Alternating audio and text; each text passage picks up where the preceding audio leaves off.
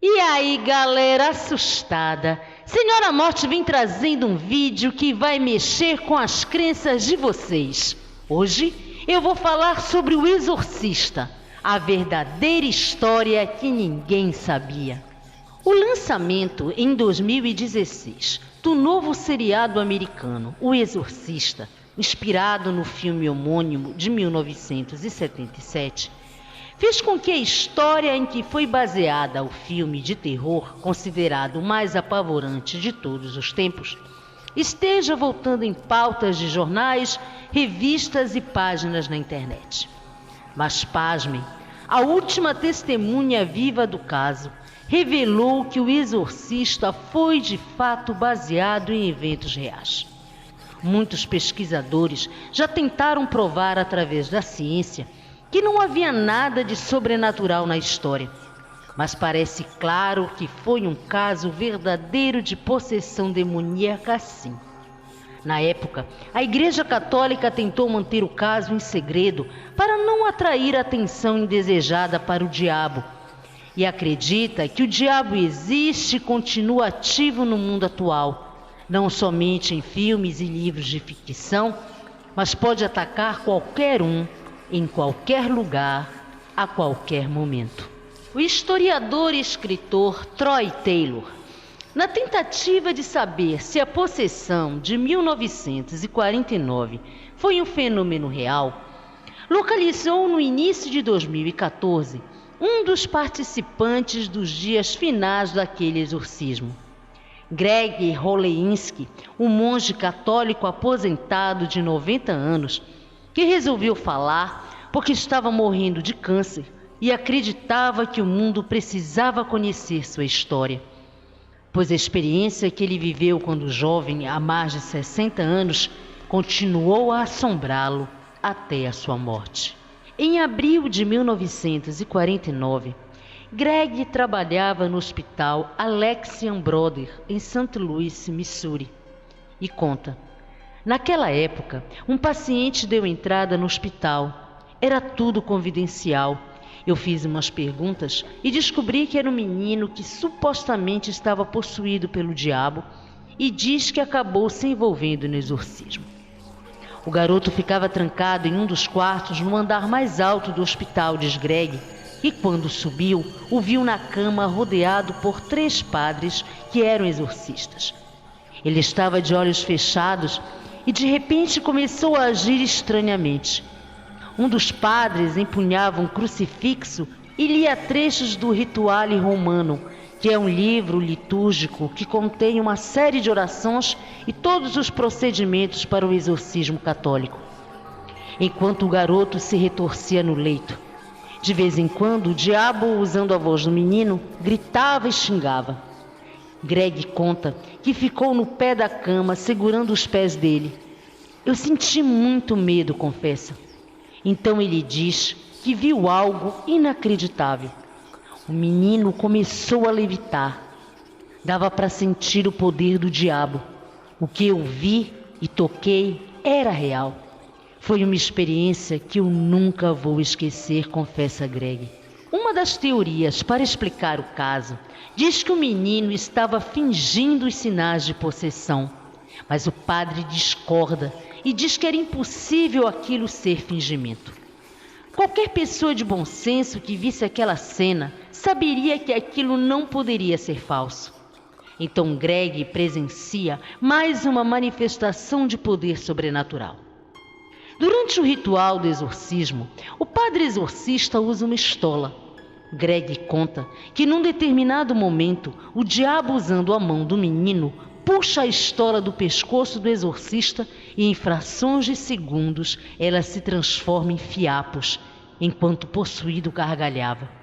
Bem, parece que a possessão não foi mesmo uma fraude, mas poderia haver uma explicação científica?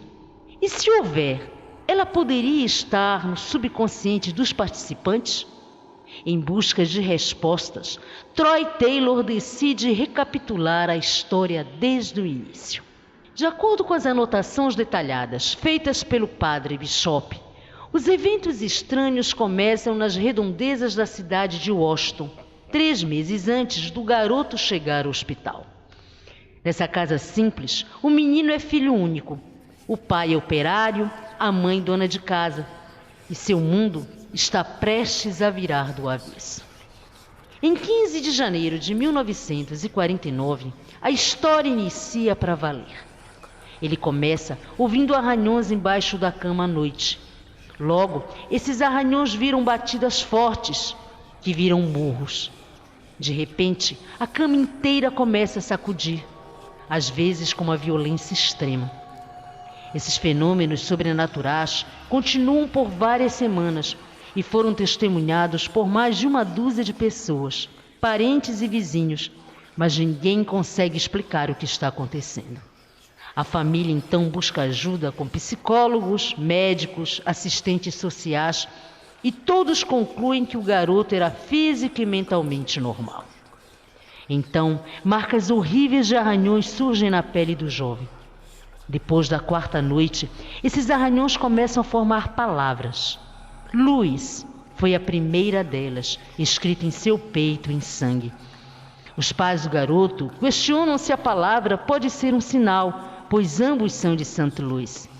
Eles então resolvem levá-lo para a casa dos tios que moram em Belmont, St. Louis, na esperança de que os fenômenos cessem.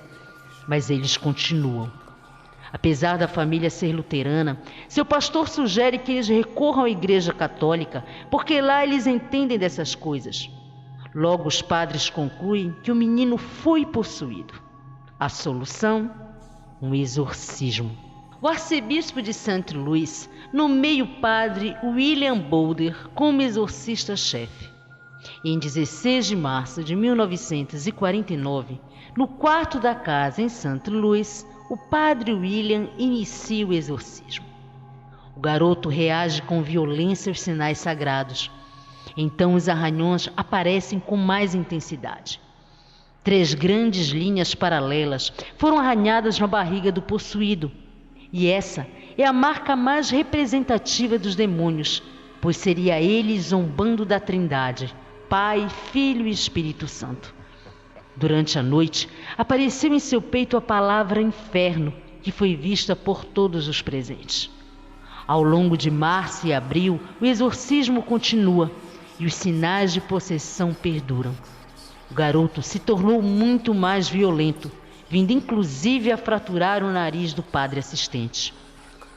Continuando com a investigação, Troy vai até a casa em St. Louis, onde ocorreu o exorcismo, e confessa que pressente algo no quarto que o deixa muito desconfortável. O cômodo tem uma atmosfera sombria, mas Troy questiona que poderia ser a psicologia e não o demônio a verdadeira responsável pelos eventos de 1949. Será que todos os que presenciaram o exorcismo foram vítimas de um delírio religioso coletivo por partilharem da crença de que possessões demoníacas podem acontecer? Para responder a essa pergunta, Troy convida Terry Cooper, professor de psicologia da Faculdade de St. Louis, que também estuda o exorcismo de 49 há mais de 15 anos. E ele é categórico em afirmar que não se trata de um delírio coletivo religioso, pois os fatos foram presenciados por várias pessoas não católicas que se envolveram com o caso por cerca de 2 a 3 meses, inclusive cientistas e físicos.